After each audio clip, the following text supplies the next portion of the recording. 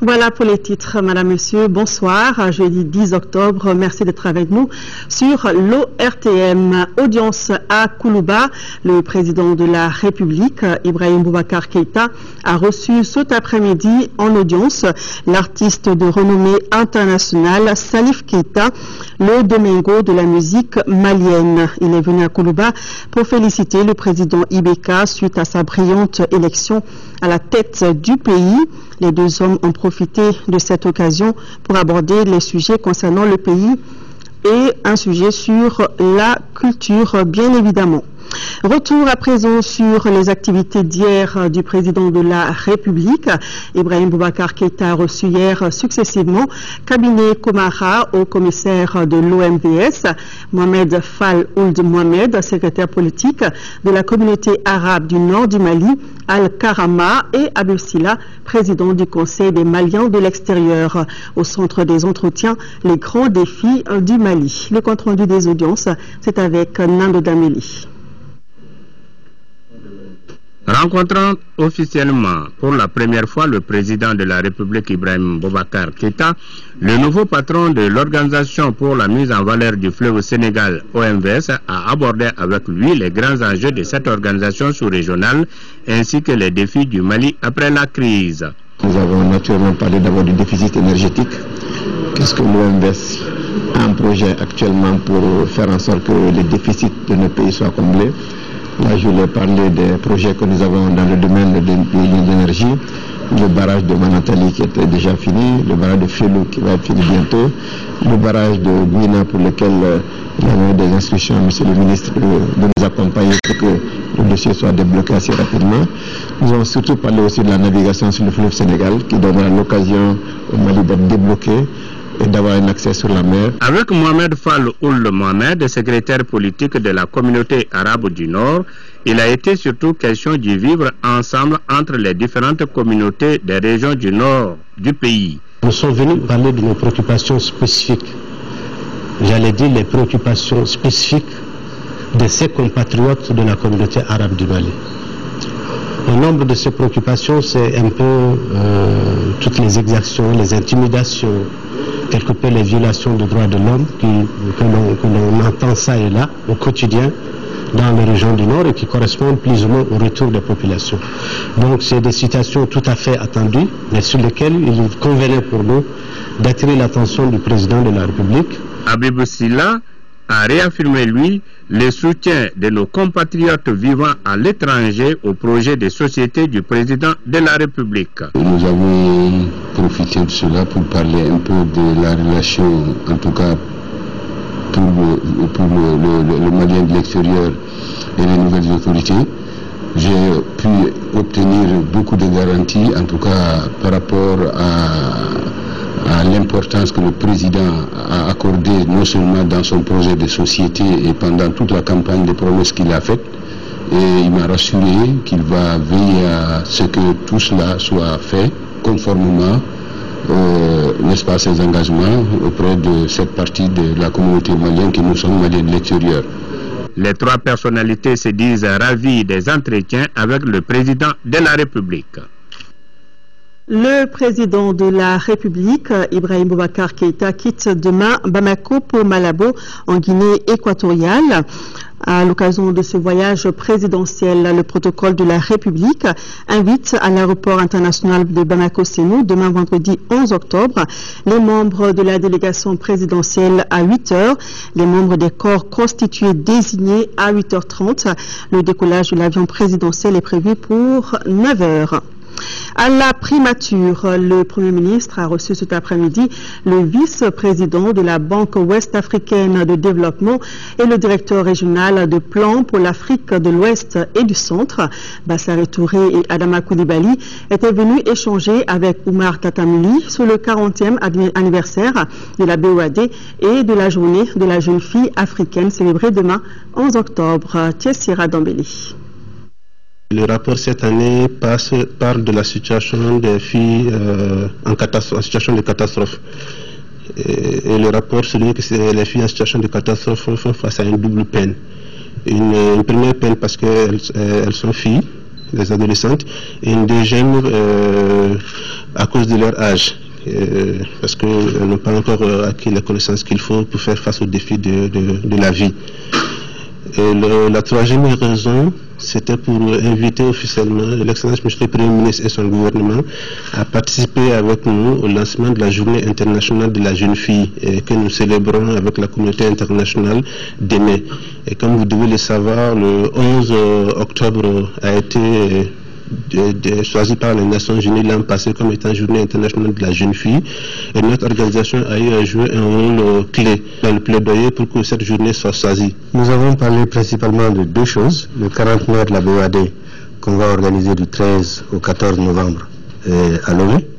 La BOAD est une institution qui a beaucoup évolué en 40 ans, c'est l'âge de la maturité, c'est le moment où on réfléchit, on se projette sur l'avenir pour faire beaucoup mieux que tout ce qu'on a fait.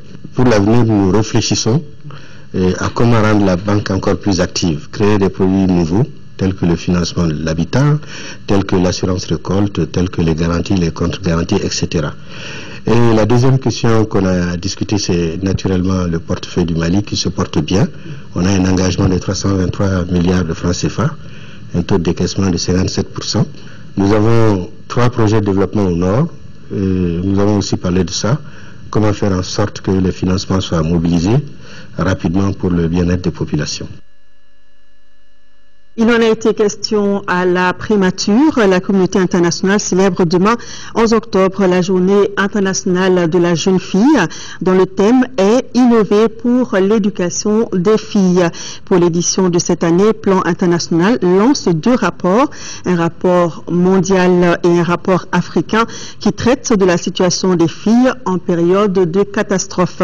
La cérémonie de lancement aura lieu demain à partir de 9h30 à la Maison des Jeunes de Bamako. Près d'1 milliard de francs CFA pour 2013, c'est ce dont va bénéficier la justice malienne. Cette somme est un appui financier du Royaume des Pays-Bas au Mali pour une justice accessible à tous et pour le renforcement de la coopération entre nos 2 pays. Mamadou Bagayoko. La crise que le Mali a connue a fortement secoué le système judiciaire, notamment dans les régions du Nord et de Mopti. Aujourd'hui, les juridictions manquent de moyens indispensables à leur mission. Une telle situation d'indigence matérielle ne peut que constituer un handicap pour l'efficacité et l'effectivité de la justice dans la mesure où elle peut affecter aussi bien les délais de procédure que la distribution diligente et efficiente de la justice. Des partenaires comme les Pays-Bas veulent aider le Mali nouveau à retrouver la paix et la cohésion sociale à travers une justice saine. L'importance particulière de la justice dans le Mali aujourd'hui commande une allocation financière conséquente de l'État au secteur.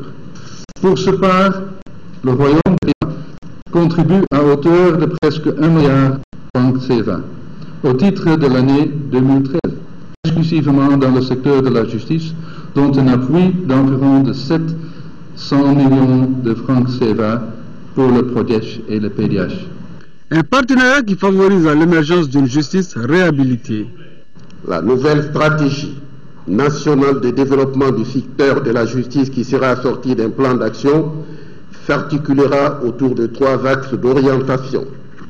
Le renforcement des performances du service public de la justice et de la chaîne pénale, l'amélioration de l'accès à la justice et la promotion des droits de l'homme, ainsi que la lutte contre l'impunité et la corruption. En 2014, l'appui financier des Pays-Bas va s'étendre au secteur de la sécurité avec une enveloppe de 4 milliards de francs CFA. Cette coopération prend également en compte le désengorgement des centres de détention, la lutte contre la corruption, entre autres défis à relever par les autorités maliennes.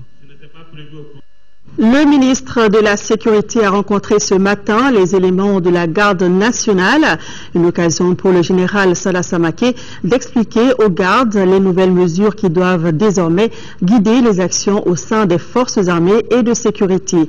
Le ministre Samaké est revenu sur l'observation stricte de la discipline, la lutte contre l'injustice et la formation des troupes. Pour le chef du département de la sécurité, un soldat indiscipliné ou un chef injuste n'a plus sa place dans l'armée. Bourama Traoré. Après la police et la gendarmerie, la garde nationale accueille le ministre de la Sécurité. Au-delà d'une simple visite de prise de contact, le général Sada Samake est venu échanger avec ses frères d'armes sur la nécessité de préserver certaines valeurs clés au sein de l'armée malienne, au nombre desquelles la discipline. Pour le ministre Samake, les soldats indisciplinés doivent désormais changer leur comportement. Sans discipline, vous ne pouvez rien faire. Moi, je suis à cheval sur la discipline. Un soldat qui ne respecte pas son chef hiérarchique ne mérite pas sa place parmi nous. Ça, je vous le dis très clairement. Un soldat indiscipliné, on ne peut rien obtenir de lui.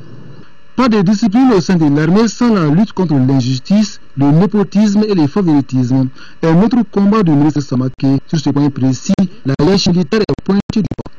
Un chef qui n'est pas juste, un chef qui prend la part des subordonnés, un chef qui bouffe les droits des autres n'est pas un chef. Il faut que l'on soit juste. Et surtout les droits des hommes. Un chef qui n'a pas le souci du droit des hommes, un chef qui aujourd'hui se préoccupe de sa propre personne n'est pas un chef. Et moi, je ne travaillerai pas avec ces chefs-là. Auprès de ses interlocuteurs, le ministre s'arrête sur la vision est permanemment maintenue, le tout soutenu par la formation continue des hommes. Il faut qu'on ait une formation en permanence. Mais aujourd'hui, on a vu, il y a un relâchement total. Les gens veulent accéder à des postes, à des grades, alors qu'ils n'en ont pas les compétences. Le message ministériel semble être reçu 5 sur 5. À encourager le chef d'état-major de la garde nationale, les consignes données seront respectées et appliquées. La force est qu'il faut aussi un esprit de sacrifice, tenir compte des moyens de l'État. Et puis l'esprit de sacrifice aussi et la volonté peuvent compenser beaucoup de choses dans une mission. Le général Sada Samake quitte ses frères d'armes avec cet engagement fort. L'heure n'est plus au discours creux mais aux actes concrets pour sortir la tête de l'armée malienne de l'eau. Tout est fin prêt pour l'organisation des élections législatives du 24 novembre prochain. Le ministre de l'administration territoriale et ses partenaires techniques et financiers ont mobilisé environ 7 milliards de francs CFA pour réussir le scrutin sur l'ensemble du territoire national. C'est l'une des conclusions de la rencontre du comité de pilotage du projet d'appui au processus électoral. Le compte rendu de Boubacar Sissoko.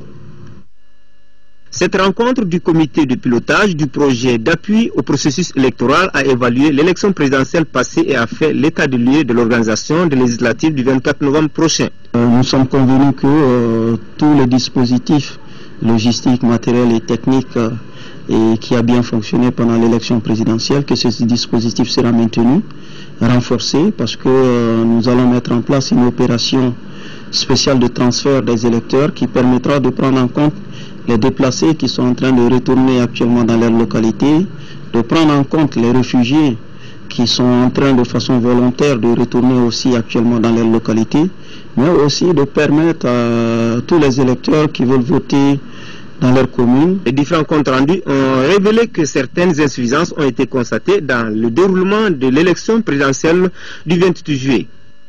Les structures impliquées dans l'organisation, notamment l'administration, la délégation générale aux élections et la CENI ont intégré les observations pour corriger toutes les insuffisances. En fait, les législatives ne sont que une continuation de l'élection présidentielle, mais pour achever le travail de préparation, nous pensons, et aussi produire les documents spécifiques aux élections législatives, nous aurons besoin d'un budget inférieur à 7 milliards de francs CFA.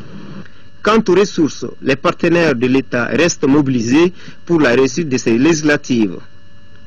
À la date du 1er octobre, le montant qui nous a été communiqué est un montant de 47,5 millions de dollars américains.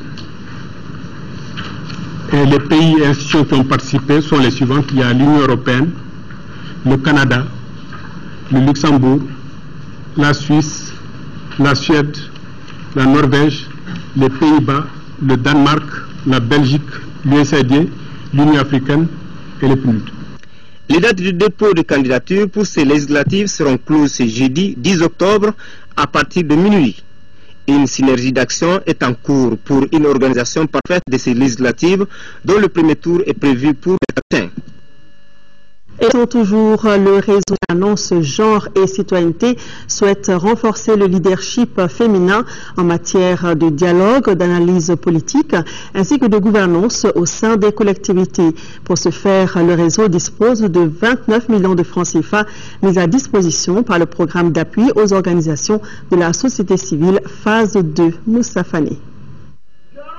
Pour un accès équitable aux services sociaux de base et une bonne gestion des ressources des collectivités, un nouveau projet vient de voir le jour. Il est intitulé « Renforcement du leadership féminin et la participation des organisations de promotion des femmes dans la veille et le contrôle citoyen de la gestion des ressources allouées aux collectivités en vue d'un accès équitable des populations aux services sociaux de base ». La présente initiative du Réseau national pour la gouvernance et la citoyenneté RENAGEC s'inscrit non seulement dans une dynamique de renforcement de la participation des femmes à la gouvernance locale des ressources, mais aussi au renforcement du partenariat entre les organisations féminines membres du RENAGEC et les autres acteurs. Financé à environ 29 millions de francs CFA, le projet entend rehausser l'implication des femmes dans la gestion des collectivités. La représentante de la mairie de la commune 3 salue l'initiative du RENAGEC. J'exhorte les femmes à s'impliquer davantage dans tous les segments de développement et principalement au niveau de la décentralisation. Donc nous devons nous impliquer pour suivre toutes les actions qui sont menées en notre nom. D'une durée de 12 mois, le projet de renforcement du leadership féminin opère dans les 6 communes du district de Bamako et la commune urbaine de San en 4e région. Gao également, l'on se prépare pour les législatives. Pour réussir le scrutin, une rencontre a été organisée au gouvernorat de Gao. Tous les acteurs impliqués y ont participé. Les précisions d'Idrissa Koné. Cette rencontre d'information et d'échange qui a duré 4 heures d'horloge a permis de faire la lumière sur les 2 points inscrits à l'ordre du jour, à savoir les préparatifs des élections législatives dont le premier tour est fixé au 24 novembre prochain et les accords préliminaires de Ouagadougou. Sur le premier point, le chef de cabinet du gouverneur a insisté sur la continuité de la synergie d'action qui a prévalu aux élections présidentielles. La présence des chefs de service, des mandataires des partis politiques, des forces armées, de l'aménagement et de la société civile atteste l'engagement des autorités régionales pour la bonne tenue des législatives. C'est pourquoi des mesures spéciales prises par les hautes autorités ont été expliquées surtout pour les cas de transfert dont la date va du 15 au 30 octobre 2013. Il fallait aussi parler par rapport aux préparatifs des élections, du dépôt des candidatures, les délais de dépôt des candidatures, la constitution du dossier des candidatures. Il fallait aussi les entretenir par rapport à la mobilisation. Le second point de l'ordre du jour a concerné les accords préliminaires de Ouagadougou signés le 18 juin entre le gouvernement malien et les groupes armés. Ce document de 25 articles a fait l'objet de lecture. Là aussi, les débats ont été constructifs. Les cadres qui ont participé à la réunion ont compris tout le développement, tout le processus, toute l'approche qui est aujourd'hui suivie par le gouvernement pour aboutir à un accord global et définitif. Loin d'être un divers, les actes barbares perpétrés contre la cité des Askia le lundi dernier et le sabotage du pont de Bentia sur la route du Niger ont été condamnés à l'unanimité par l'assistance. Des recommandations ont été formulées afin d'accentuer la vigilance et la collaboration entre les forces armées et la population, seule alternative de mettre hors d'état de nuire les ennemis de la nation. Bamako abrite depuis ce matin un colloque international sur le Mali contemporain. La rencontre restitue les travaux effectués par les chercheurs maliens. C'est le résultat d'une collaboration franco-malienne dans le domaine des sciences humaines et sociales. Le but est de renforcer les capacités des jeunes chercheurs maliens pour assurer la relève. Le programme est soutenu par l'ambassade de France au Mali. Ibrahima Traoré. Au bord du fleuve du Liban, des chercheurs maliens et français échangent sur les enjeux du Mali actuel. C'est une rencontre qui signe la fin d'un programme d'appui à la recherche en sciences sociales au Mali. Des chercheurs ont travaillé notamment sur des thématiques comme pouvoir et religion, État et décentralisation, environnement et politique publique ou encore développement et migration. En dépit des conséquences de la crise actuelle sur le calendrier du projet, des résultats encourageants sont enregistrés. D'abord dans le domaine de la formation, On a des doctorats, des thèses de doctorat qui sont soutenues ou qui sont en voie de l'être. On a des boursiers maliens qui ont bénéficié de bourses pour terminer, donc, pour préparer leur thèse. Et on a aussi beaucoup de jeunes chercheurs maliens qui ont fait des voyages d'études vers la France. On en a dénombré 17, et sans compter les multiples échanges entre chercheurs français et maliens. L'une des caractéristiques essentielles de ce projet, c'est la conception d'un nouveau partenariat. Un partenariat équilibré où les rôles des chercheurs maliens, français ou non maliens soient équilibrés, qu'il n'y ait pas une répartition du travail asymétrique. Et je pense que le projet a bien fonctionné de ce point de vue-là. Ce colloque international dure 72 heures. Les différents chercheurs vont restituer les travaux effectués depuis 2010. Pour le ministre en charge de la recherche scientifique, ce programme appuiera sans doute l'émergence d'une relève. Voir réunis dans une salle des chercheurs, des savants venus de différents horizons de France et des pays de la sous-région, avec les chercheurs et les savants maliens, je pense que l'importance est absolument capitale. Surtout après ce qui s'est passé dans notre pays, dire que les armes se posent de plus en plus et qu'on entend la voix de la science qui monte, je pense que ça met notre pays sur une rampe de lancement certainement. L'ambassade de France au Mali a réitéré son soutien à ce colloque international dénommé Mali contemporain, le premier d'un rendez-vous que les autorités souhaitent désormais annuel. Le but est d'assurer une plus grande visibilité à la recherche malienne en participant aux grands échanges internationaux. Déjeuner d'adieu ce jeudi pour les ambassadeurs du Burkina Faso et du Ghana en fin de mission dans notre pays, offert par le ministère des Affaires étrangères et de la coopération internationale. Il a réuni plusieurs personnalités. Aïssata Ibrahim Maïga. Ils ont passé respectivement 10 ans pour Mohamed Sané Topan du Burkina et 4 pour Donald Adabré Adabre du Ghana comme ambassadeurs de leurs pays respectifs au Mali, le Ghana et le Burkina Faso, 3 Nations Unies par des liens séculaires et qui appartiennent à plusieurs organisations sous-régionales. C'est fort de tout cela que les 2 diplomates en fin de mission ont salué l'excellente coopération qui existe entre leur pays et le nôtre, chose que le ministre des Affaires étrangères et de la coopération internationale a également rappelé.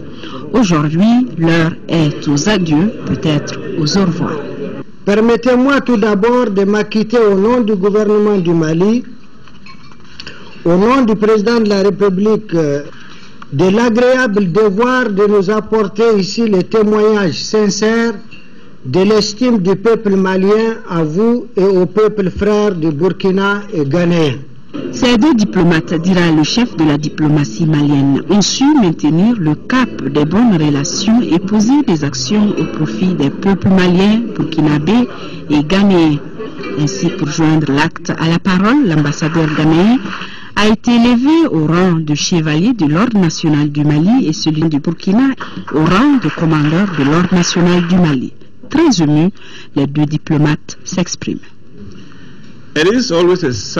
Je suis particulièrement touché par cet honneur à ma modeste personne et votre amabilité de me décorer avec l'une des plus honorables médailles de la République du Mali. Chaque chose a son temps.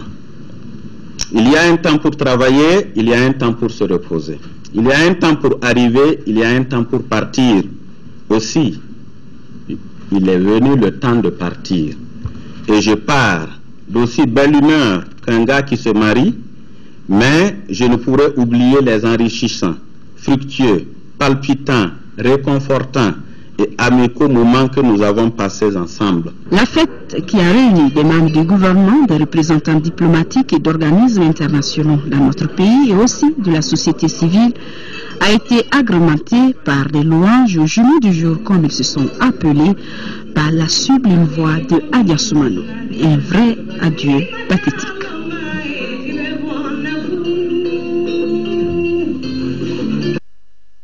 Quittons le Mali mais restons dans la diplomatie. L'ambassadeur du Mali auprès du Royaume de Belgique, Sekouba Cissé, a remis hier au Palais Royal ses lettres de créance à Sa Majesté le roi Philippe, roi des Belges en qualité. Le diplomate malien a exprimé à Sa Majesté le roi sa volonté de contribuer au renforcement des relations entre le Mali et le Royaume de Belgique. Fatim Diallo depuis Bruxelles. Son Excellence Sekouba Cissé, en remettant au roi les lettres qui l'accréditent auprès du Royaume de Belgique, a transmis les salutations cordiales et amicales du président de la République, son Excellence Ibrahim Boubacar Keïta. Il a relevé la qualité exceptionnelle des relations qui existent entre le Mali et la Belgique et donné l'assurance de travailler pour le renforcement et la consolidation de cette coopération. Le Mali, faut-il le rappeler, figure parmi les 18 pays de concentration de la coopération belge et l'enveloppe du programme indicatif de coopération connaît depuis quelque temps une augmentation substantielle. Son Excellence Sekouba Cissé a enfin exprimé la reconnaissance des autorités maliennes pour la marque de solidarité exprimée par la Belgique depuis le début de la crise malienne. Le roi des Belges a rassuré son hôte de l'engagement des autorités belges à œuvrer davantage pour le renforcement des relations bilatérales. Il a aussi exprimé sa disponibilité personnelle à accompagner le Mali dans sa quête du développement. Comme le veut la tradition, son Excellence Sekouba Cissé a offert un dîner le soir à sa résidence. Étaient présents à cette cérémonie des officiels, des amis du Mali et des représentants d'autres missions diplomatiques. Après la Belgique allant aux États-Unis, où se déroulent jusqu'à lundi prochain les assemblées annuelles du FMI et de la Banque mondiale. La rencontre se tient à Washington en présence de la ministre de l'Économie et des Finances du Mali. La délégation malienne a pris part hier à une réunion de concertation internationale sur le développement du Sahel. Depuis Washington, Salif Sanogo nous propose un décryptage de cet ambitieux programme qui va également concerner le Mali. Nom de code PACR pour le programme de cohérence et d'action régionale. Objectif, accompagner les efforts nationaux, régionaux, continentaux et internationaux de sécurité et de développement. En somme, c'est une ambitieuse initiative en faveur du Sahel que la CEDEAO entend lancer. Une approche globale et coordonnée avec une vision à long terme étalée sur une période de 30 ans. Un programme qui réunit 7 organisations continentales et d'intégration régionale africaine, 9 pays dont le Mali, 5 banques de développement, 3 institutions internationales ainsi que des bailleurs de fonds bilatéraux particulièrement actifs dans les pays sahéliens. La présidence du PACR sera assurée par la commission de la CEDEAO, celle de l'UEMOA assumant la vice-présidence. Pour certains participants, si l'initiative est bonne en soi, il ne faudrait surtout pas oublier de mettre l'accent sur la corrélation entre le binôme développement et sécurité tout en boostant les capacités individuelles de chaque pays sahélien. Face à la multiplicité des initiatives en faveur du Sahel, les spécialistes ici estiment que seule la légitimité régionale pourra être un gage de durabilité. Et en la matière, la CEDEAO est perçue comme étant un bon porte-étendard. Ici, à Bamako, l'on tire les leçons de l'effondrement d'un immeuble cette semaine à l'ACI 2000.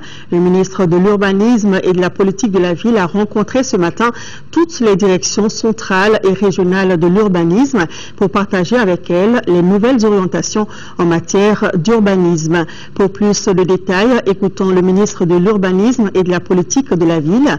Moussa Mara est au micro de Abdul Karim Kaba. Tout le monde sache maintenant dans quel cadre il faut agir et que tout le monde puisse se consacrer au service, rien qu'au service. Donc c'est dans cet esprit que nous avons organisé cette rencontre pour que le ministère de l'Urbanisme et de la Politique de la Ville soit à hauteur de souhait des attentes des Maliens et puisse atteindre ces résultats très rapidement afin que nos compatriotes voient la pertinence de l'action du ministère et voient à travers le ministère la restauration de l'autorité de l'État, le retour de l'État que nous appelons tous de nos voeux. À côté de l'édiction de ces règles, nous allons aussi mettre en place un dispositif de surveillance, de suivi. On va commencer par davantage associer les usagers au fonctionnement de l'administration. mettre en place un dispositif qui permet de collecter les avis des usagers, depuis la commune, le cercle, la région, jusqu'à Bamako, sur leur degré de satisfaction de nos services. Leur permettre de critiquer, de faire des suggestions et de toucher directement le ministre ou le cabinet du ministre de toutes les attitudes négatives qu'ils verraient dans la pratique quotidienne de l'administration. Toujours suite à l'effondrement d'un immeuble à l'ACI 2000, l'Ordre des architectes du Mali a animé une conférence de presse cet après-midi. Les membres ont tenu à dégager leurs responsabilités dans la catastrophe. Le compte-rendu de la conférence avec Isaac Tienou. Ce point de presse est une contribution de l'Ordre des architectes du Mali par rapport à l'effondrement d'un bâtiment à 6 niveaux dans la zone ACI 2000. Une catastrophe arrivée mardi. Au dire des architectes, aucune condition d'exécution du projet n'a été respectée. L'architecte, dans le cadre d'un projet de bâtiment, il est le maître d'œuvre absolu. C'est à lui de recruter tout le monde. Mais malheureusement, dans le contexte malien, les gens ont pris la fâcheuse habitude de prendre un petit maçon, vous venez sur le chantier et tu vas te baser sur l'expérience du petit maçon. Ils disent n'avoir jamais été associés à l'exécution des dits travaux. C'est le non-respect des normes de la construction, de bout en bout. Puisque, à ma connaissance, il n'y avait pas une équipe de contrôle qui était sur le chantier depuis le début jusqu'à ce niveau. Même sur le plan projection, faire le plan conception, le monsieur n'a pas respecté les contrats, il n'a signé aucun contrat avec aucun architecte. Voyez-vous, mais il a eu son plan quand même. Donc c'est pour vous dire que... Ce point de presse a aussi été l'occasion pour les professionnels des BTP de signaler les irrégularités auxquelles les maîtres d'ouvrage s'adonnent. Tout autre sujet, la journée mondiale de la Poste a été célébrée aujourd'hui à travers le monde. Ici à Bamako, ce sont les femmes de la direction générale qui ont organisé une manifestation culturelle et artistique. Une cérémonie présidée par le ministre de la Communication et des Nouvelles Technologies de l'Information, Cheikh Oumar Sangari. Œuvrer à l'épanouissement socio-économique de ses membres, favoriser des liens de solidarité entre ses militantes et contribuer à la promotion et à la restauration des valeurs socio-culturelles du Malien, tels sont les objectifs de ce nouveau groupement féminin. L'association des femmes retraitées de la Poste se veut un outil de solidarité pour ses membres. Notre vision, c'est d'œuvrer dans l'esprit de la journée du 9 octobre 1874 à l'union des femmes, au renforcement de leurs capacités de créativité et de mobilisation en vue de bâtir une plateforme de solidarité entre les générations. La cérémonie a été aussi marquée par les témoignages de quelques anciens travailleurs de la Poste. Quant au directeur de la structure et le chef du département de tutelle, ils ont tour à tour salué l'initiative avant de se dire disposés à accompagner l'association pour l'atteinte de ses objectifs. Que la direction générale de la Poste, que tous les collaborateurs de la Poste, que tous les partenaires de la Poste sont à leur côté pour l'accomplissement de leur mission noble. Il faut une synergie de vue tirer ensemble pour obtenir des résultats. C'est plus du bénévolat qu'autre chose, c'est pas quelque chose de facile. Mais tout ce qu'on pourra faire dans nos moyens ou hors nos moyens, on mobilisera l'ensemble des ressources pour qu'il y ait un impact. L'association des femmes retraitées de la Poste compte une centaine d'adhérents pour un bureau de 39 membres. Ce 10 octobre, c'est également la journée mondiale de la vue, une journée initiée pour réduire la prévalence à la maladie. Au Mali, la prévalence est estimée à 1,2%. La célébration a été mise à profit par le partenaire stratégique du Mali de remettre 3 véhicules d'une valeur de 50 millions de francs CFA aux autorités pour lutter contre la cécité. Agibou Koulibaly. La journée mondiale de la vue et de la semaine nationale de lutte contre la cécité vise à assurer une large mobilisation sociale et une grande sensibilisation autour des problèmes de santé oculaire. Vous savez, il y a beaucoup de problèmes de cécité qui peuvent être dépistés à temps si effectivement les populations sont informées et si elles fréquentent les services de santé. Et je crois que c'est l'objet de ces journées-là, afin de mieux informer les populations, les sensibiliser sur les problèmes de santé. Pour accompagner le gouvernement dans la réalisation de la vision 2020, le droit à la vue, le partenaire Saïk Sever a remis 3 véhicules au ministère de la Santé pour les directions régionales de la santé de Kaï, Koulikoro et Mopti. Le Mali, à travers le département de la santé, est engagé avec l'OMS pour l'élimination du trachome au Mali d'ici 2015. Et c'est dans ce cadre que ces 3 véhicules d'une valeur de 50 millions ont été remis au ministère de la Santé pour faire face à ce challenge. Un geste très apprécié par les bénéficiaires. Nous avons pris note des propos de Madame la directrice. Nous prenons acte et nous allons faire bon usage de ces véhicules. Le représentant du ministre de la Santé d'inviter les partenaires ONG et la société civile à une bonne fréquentation des centres de santé oculaire en vue de gagner la bataille de Vision 2020, le droit à la vue et d'obtenir une meilleure qualité de vie, gage d'un développement durable. Les prestations de l'orchestre de Madina Ndiaye et de la troupe d'eau sur les causes et les mesures à prendre pour éviter la cécité ont été des moments forts du lancement de la Journée mondiale de la vue et de la Semaine nationale de lutte contre la cécité au Mali.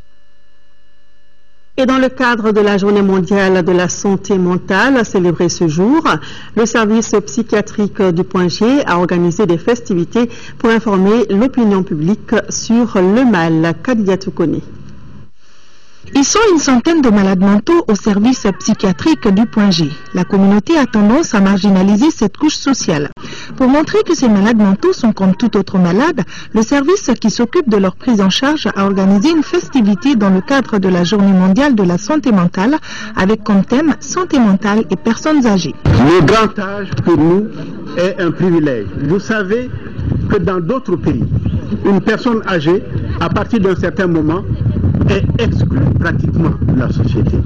Or, une de nos valeurs chez nous, c'est que la personne âgée devient comme une icône et que nous devons préserver. La santé mentale représente une des composantes essentielles de la santé qui, rappelons-le, est un état complet de bien-être physique, mental, social et ne consiste pas seulement à l'absence de maladie ou d'infirmité.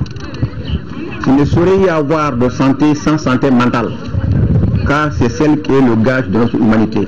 Chants et danses étaient au programme et cerise sur le gâteau, un match de football a opposé le personnel du service psychiatrique et leurs patients. Score final, 6-0 en faveur des patients. Après leur victoire, le capitaine de l'équipe des patients nous donne ses impressions. Les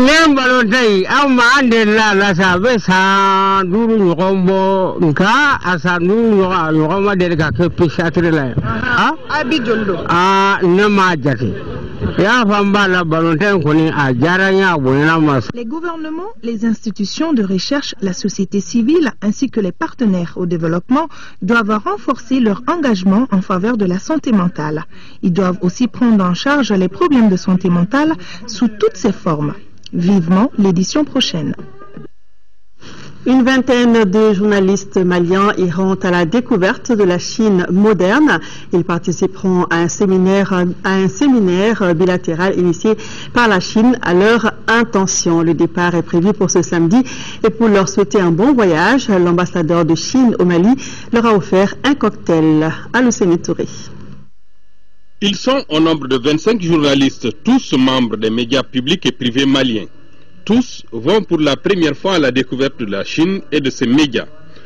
Aujourd'hui, il s'agit de faire connaissance avec leurs accompagnants et remplir les dernières formalités du voyage. Partagés entre les appréhensions du voyage et la certitude de revenir avec bien de connaissances et de découvertes, les hommes et femmes de médias ont tous répondu présents à cette cérémonie. J'espère que par ce séminaire, les séminaristes peuvent bien profiter de cette occasion pour échanger, pour découvrir avec les collègues chinois la Chine qui est en train de changement, de développement et le sentiment de l'amitié du peuple chinois envers le peuple malien. Occasion pour le chef de la délégation malienne d'exprimer toute la reconnaissance du gouvernement et du monde de la presse malienne si bien représenté.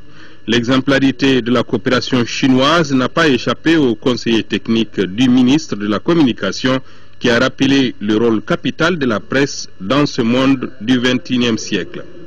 Le départ des participants au séminaire bilatéral sino-malien est prévu pour ce samedi 12 octobre pour une vingtaine de jours. 5 milliards de francs CFA, c'est l'enveloppe que la Croix-Rouge malienne et ses partenaires vont injecter dans le programme d'urgence dans les régions du nord du Mali. Un programme focalisé sur l'eau, l'assainissement et la distribution des vivres. Son lancement a eu lieu à Goundam, dans la région de Tombouctou. Yéa Tandina. Assister les populations du Nord affectées par la crise, c'est pourquoi la Croix-Rouge malienne vient de procéder à Goundam, dans la région de Tombouctou, au lancement d'un programme national d'urgence. Cette intervention humanitaire de la Croix-Rouge malienne et ses partenaires s'étend sur plusieurs volets, entre autres l'eau, l'assainissement, la santé, la distribution de vivres et le renforcement institutionnel. Transmettez toute notre joie et nos remerciements à la Croix-Rouge malienne qui n'a jamais cessé de se battre pour l'humanitaire et singulièrement pour cette assistance aux populations du Nord. D'autres perspectives sont envisagées. La présence des autorités administratives, des élus, des partenaires au développement atteste tout l'intérêt que les communautés bénéficiaires de ce programme accordent à cette opération. Donc c'est un programme de 5 milliards de francs CFA, dont près de 1,9 milliard ont déjà été mobilisés et des actions ont été menées dans presque toutes les régions affectées. Les responsables de la Croix-Rouge malienne ont mis à profit l'événement pour échanger avec les volontaires sur l'exécution de ce programme de 12 mois. Le séjour des pèlerins maliens se poursuit à la Mecque. En attendant les derniers rituels du pèlerinage, le délégué général du Hajj 2013, Mamadou Kamara, accompagné de certains membres de la Commission nationale d'encadrement, a rendu visite aux pèlerins de la filière gouvernementale. À l'issue de la dite visite, nos envoyés spéciaux Abdraman Maïga, Abdraman Keita plutôt et Niaza Koulibaly ont recueilli le point de vue de certains pèlerins. On les écoute. Depuis Médine jusqu'ici, en tout cas nous sommes dans les très bonnes conditions d'hébergement et de nourriture. En matière de santé aussi, tous ceux qui sont tombés malades, ils ont reçu des soins médicaux conséquents. Donc vraiment nous remercions l'encadrement pour cet état de fait. Vous ne pourrez pas organiser une cantine et que vous ayez un satisfait des Maliens. Vous n'aurez jamais ce satisfait. Chacun a son goût. Nous sommes venus ici pour prier. Et je pense que nous devrons prier et méditer dans ce sens-là. Donc, concernant l'hébergement, ça va. J'ai été très surpris de voir qu'à Médine, on était à 150 mètres de la mosquée. Et ici aussi, à la Mecque, j'ai été agréablement surpris parce qu'au départ, les rumeurs disaient qu'on était à 2-3 km de la Kaaba. Je me suis rendu compte en toute honnêteté qu'il faut 20 à 25 minutes de logement pour aller à la Kaaba. Ça, c'est formidable. Quant à moi, personnellement, vraiment, je n'ai rien à dire. À Médine, j'étais bien logé. À Maka également, je suis bien logé. Par rapport au repas, en tout cas, les repas sont servis à temps. Nous ne sommes pas là pour la qualité. Nous sommes là pour un but bien déterminé. Ce but n'est autre que l'adoration du bon Dieu. Demander à ceux qui nous accordent un pèlerinage agréé. Le repas, ça c'est autre chose. À Médine, il y a eu vraiment pas mal de petits problèmes. Mais alhamdoulilah, quand nous sommes arrivés à la Mecque, vraiment il y a eu une amélioration grandiose du point de vue logement et du point de vue nourriture. Même s'il faut signaler qu'au début, les premiers jours, il y a eu vraiment un petit dysfonctionnement au niveau des logements qui a été amélioré et corrigé au fur et à mesure. L'encadrement est resté très disponible et très engagé à satisfaire tous les pèlerins par rapport à cet aspect. Voilà, les réactions de certains pèlerins de la filière gouvernementale. L'interview de la semaine reçoit aujourd'hui André Bourgeot. Il est directeur de recherche émérite au CNRS, spécialiste de la bande sahélo-saharienne. L'entretien de ce soir porte sur la stratégie d'AQMI pour le nord du Mali, contenu dans un document trouvé en février dernier à Tombouctou par des journalistes français. Un entretien dirigé par Yaya Konaté à suivre juste après ce journal qui s'achève. Merci de votre attention.